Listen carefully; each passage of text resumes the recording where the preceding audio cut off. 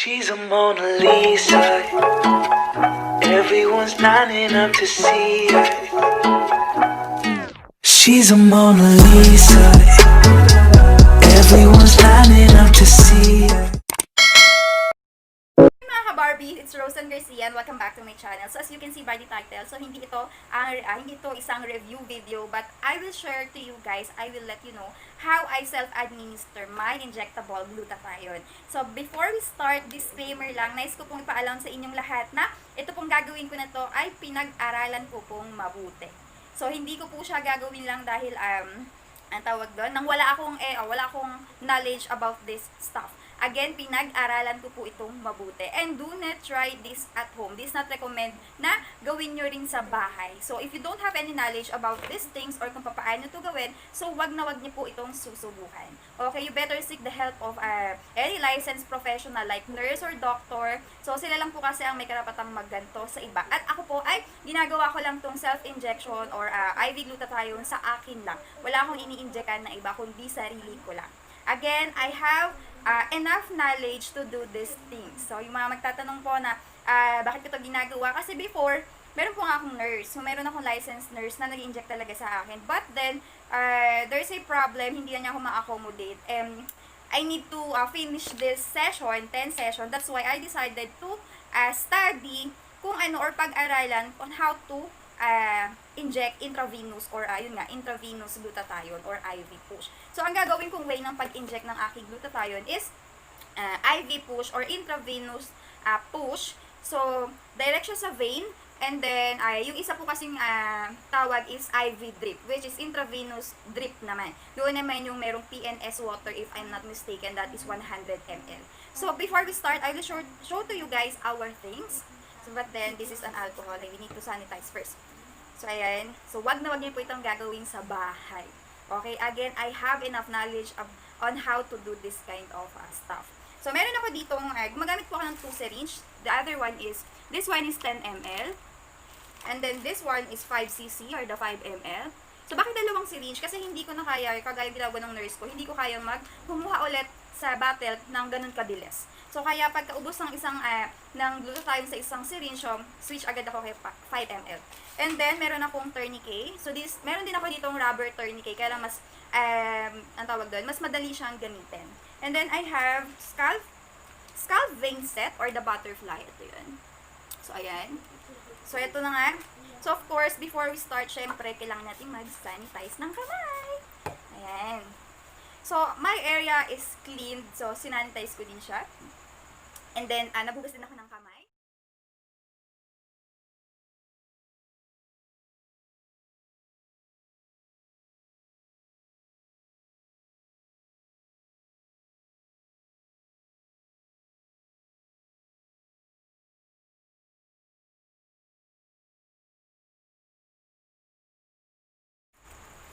So, medyo hindi maganda yung pagkakabukas ng bote kasi masyado siyang manipis. Ayan. So, pumuputok siya kasi sabi rin ng nurse ko is, pag daw ganyan ang bottle, pumuputok siya. Or malakas yung kanyang is manipis yung bottle. Kaya dahan-dahan na lang. So, dahan-dahan. Wait, patay na. This one. Ayun. So, ganun talaga yung bottle niya. Unlike yung una kong ginamit, hindi siya ganitong nasisira yung bottle. So, siguro masyado lang akong pumiga. Ayan. So, all set. And of course, magamit din ako ng 5 ml sterile water. So, ayan. And of course, so, ayan, syringe.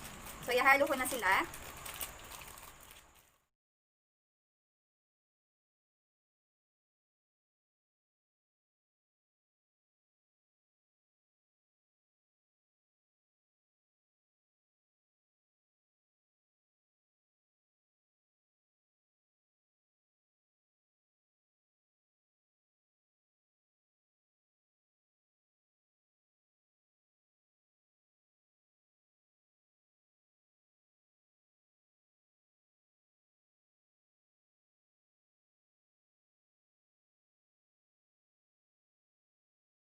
Natapos ko na siya, meron akong, nahalo ko na siya. So, ito na yung kinalabasan ng pinaghalo kong gamot.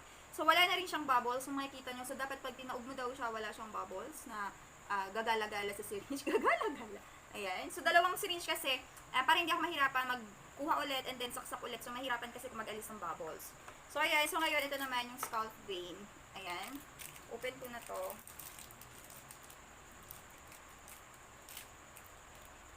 So, medyo mahirap siya i-open. Ayan. So, ganito yung itsura niya. So, ito may takip siya. Makita nyo. So, uncap natin yun. So, dito tayo magpa-prime. Sabi natin prime. Basta alam ko yun yung tawag. So, dito natin ayan. Dito nyo. Ayan.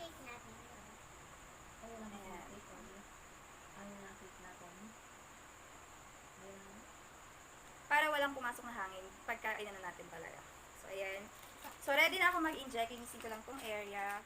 So, ngayon, hanap na tayo ng vein. So, hindi pa kasi ako sanay mag-inject dito. So, dito muna. Kasi medyo hindi ko talaga siya masite. Meron lang akong dalawang vein na kinakabitan. And which is, kabisado ko na siya kasi. Ayan. So, hindi mo siya ganun kasikipan. And then, syempre, cotton balls. So, ayan.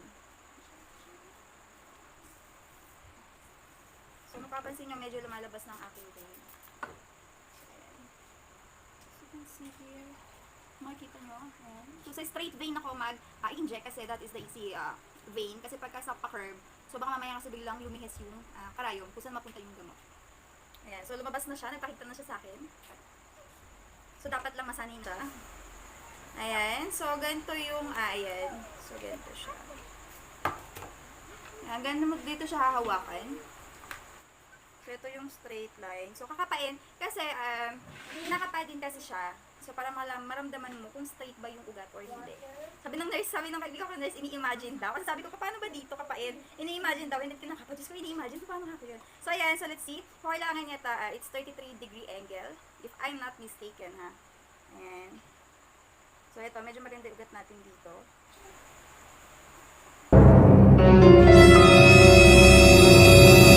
We're good. So, makikita niya may backflow. Wait lang. Ate, paano nung tape? So, papatulungan kasi baka matanggal. Yung tape palagay dito. Ayun. Ano po kasi dito?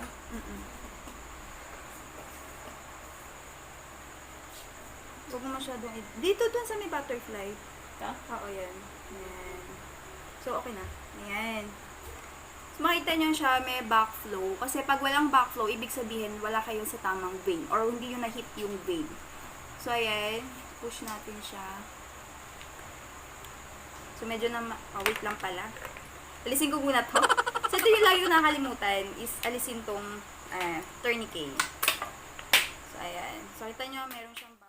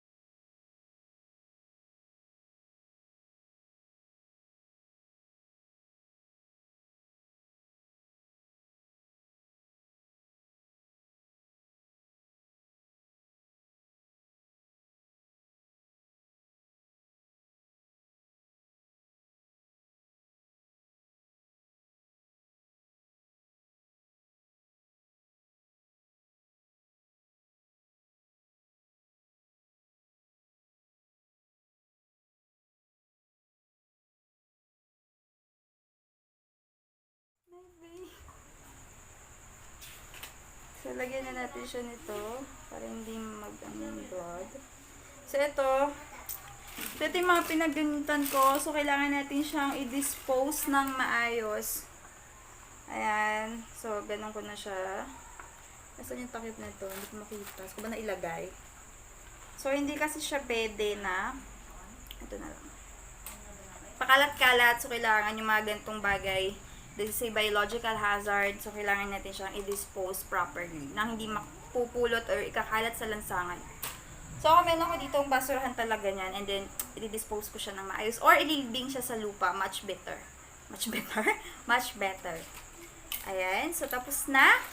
So, ayun lang. So, I'm done! So, tapos na yung session ko for today and that is my 9th session. Pang 9 ko na siya. So, may titira pa akong isang vial. So, next time, bubuksan ko na yung isa or by next week siguro. So, ayun. I hope you enjoyed this video. And disclaimer lang again, do not try this at home. This is not recommended to try at home or if you don't have any knowledge about this stuff. So, ako, pinag-aralan ko talaga siyang mabuti kung papaano siya in the safe way. So, ito yung shinare ko sa inyo. So, sana ay huwag nyo akong i-bash. So, let's spread the love. Goodbye, mga ka-Barbie!